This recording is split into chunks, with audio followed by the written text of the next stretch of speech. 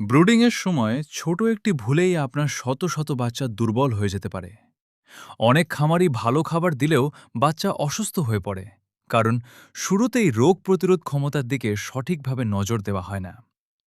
আজকের ভিডিওতে আমি দেখাবো এমন একটি সাপোর্টিভ সাপ্লিমেন্ট যা অনেক খামারই ব্রুডিংয়ের সময় ব্যবহার করেন বাচ্চার রোগ প্রতিরোধ ক্ষমতা সমর্থন করতে এবং স্ট্রেস মোকাবেলায় সাহায্য করার জন্য। কিন্তু মনে রাখবেন, এটি কোনো ম্যাজিক ওষুধ নয়। সঠিক ব্রুডিং তাপমাত্রা, পরিষ্কার পানি, ভালো মানের খাবার এবং পরিচ্ছন্ন পরিবেশের পাশাপাশি ব্যবহার করলে ভালো ফল পাওয়ার সম্ভাবনা থাকে। তাই ভিডিওটি শেষ পর্যন্ত দেখুন। আজ আমরা কথা বলছি লিজোভিট পাউডার নিয়ে। এটি একটি ইমিউন সাপোর্টিভ সাপ্লিমেন্ট যা বিভিন্ন ধরনের গবাদি পশু ও পোলট্রিতে ব্যবহার করা হয়। ব্রুডিংয়ের সময় বাচ্চা মুরগি নতুন পরিবেশে থাকার কারণে অনেক স্ট্রেসের মধ্যে থাকে।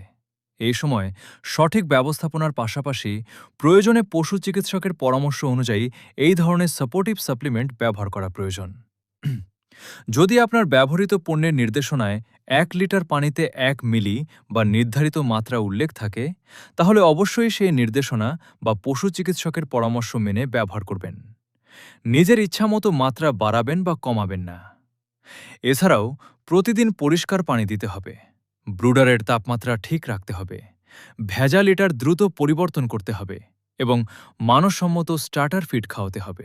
আশা করি আজকের ভিডিও থেকে লিসোভিট পাউডার সম্পর্কে গুরুত্বপূর্ণ তথ্য জানতে পেরেছেন।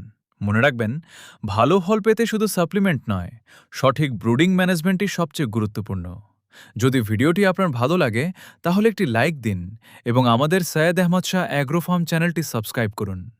কমেন্ট করে জানান আপনি ব্রুডিংয়ের সময় কোনো ভিটামিন বা ইমিউন সাপোর্টিভ সাপ্লিমেন্ট ব্যবহার করেন এবং কেমন ফল পেয়েছেন। পরবর্তী ভিডিওতে আবারও নতুন একটি গুরুত্বপূর্ণ বিষয় নিয়ে দেখা হবে। সবাই ভালো থাকুন, আপনার খামারের বাচ্চাগুলো সুস্থ ও সবল থাকুক। আল্লাহ হাফেজ।